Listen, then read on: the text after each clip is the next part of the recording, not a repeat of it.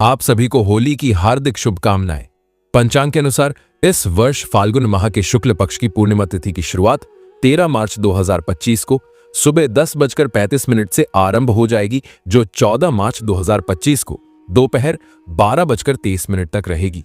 सूर्योदय कालीन पूर्णिमा हमें 14 मार्च को प्राप्त हो रही है, लेकिन पूर्णिमा पर चंद्र अर्घ्य का महत्व है, इसलिए व्रत की पूर्णिमा 13 मार्च को रहेगी और स्नान दान की पूर्णिमा 14 मार्च को रहेगी, क्योंकि स्नान का महत्व ब्रह्म मुहूर्त में रहता है और दान आप चाहे तो 13 मार्च को भी कर सकते हैं। इस वर्ष होलिका दहन 13 मार्च 2025 गुरुवार को किया जाएगा, लेकिन होलिका दहन के दिन भद्रा का साया रहेगा। 14 मार्च को रंग खेलने वाली होली रहेगी और इस दिन चंद्र ग्रहण भी लग रहा है, लेकिन भारत में ग्रहण नजर नहीं आएगा, इसलिए सूतक काल भी लागू नहीं होगा। अब जाने 13 मार्च 2025 को भद्रा कब से कब तक रहेंगी। 13 मार्च को भद्रा काल रहेगा सुबह 10:35 से रात 11:26 तक। भद्रा पूंछ रहेंगी शाम 6:57 से रात्रि 8:14 तक। भद्रा मुख रहेंगी रात 8:14 से रात्रि 10:22 तक। प्रदोष काल के दौरान होलिका दहन भद्रा के साथ रहेगी, इसलिए भद्रा काल समाप्ति के बाद रात्रि में होलिका दहन किया जा सकता है।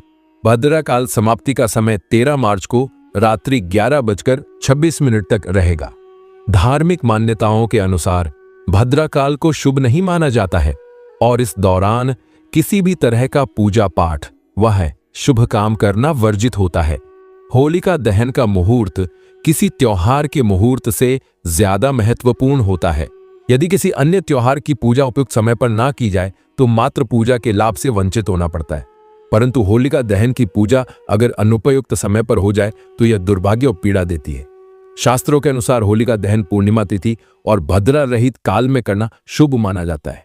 यदि भद्रा मध्य रात्रि तक व्याप्त हो तो ऐसी परिस्थिति में भद्रा पूंछ के दौरान होलिका दहन किया जा सकता है, परंतु भद्रा मुख में होलिका दहन कभी भी नहीं करना चाहिए।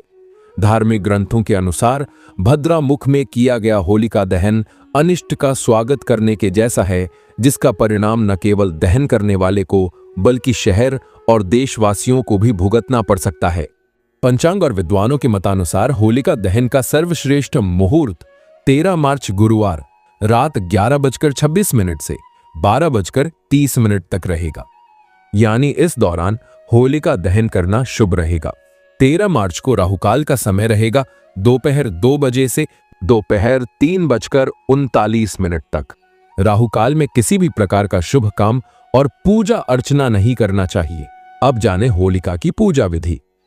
होलिका की पूजा करते समय होलिका के पास पूर्व या उत्तर दिशा की ओर मुख करके बैठे। इसके बाद गंगाजल से शुद्धिकरण करने के बाद कलश से थोड़ा जल छिड़के, फिर विधिवत कलावा, कुमकुम रोली, हल्दी अक्षत, गुलाल, फूल आदि से पूजा करें। उपले की माला, उपले की बनाई हुई ढाल, उपले की तलवार, पान, सुपारी, साबुत हल्दी आदि अर्पित करें। पताशे, गुड़, मिठाई का भोग लगाए। नरसिंह भगवान का स्मरण करते हुए अपनी मनोकामना बोलकर नारियल अर्पित करें। इसके बाद आप चाहें तो होलिका पर कच्चा सूत 3 या 7 बार लपेट सकते हैं। फिर जल की धारा चढ़ाते हुए होलिका की 3 या 7 परिक्रमा करें। अगर आप शत्रुओं से परेशान हैं तो शत्रुओं से छुटकारा हेतु पीली सरसों 7 बार अपने ऊपर से एंटी क्लॉकवाइज यानी बाएं हाथ की तरफ से उतार कर अर्पित करें। अगर आपको धन संबंधी परेशानी है तो 5 हल्दी की गांठें, 5 कमलगट्टे, 5 गोमती चक्र लेकर होलिका दहन की रात्रि पर होलिका की 7 परिक्रमा लगाकर 7वीं परिक्रमा में यह सारी सामग्री होलिका की अग्नि में अर्पित कर दे।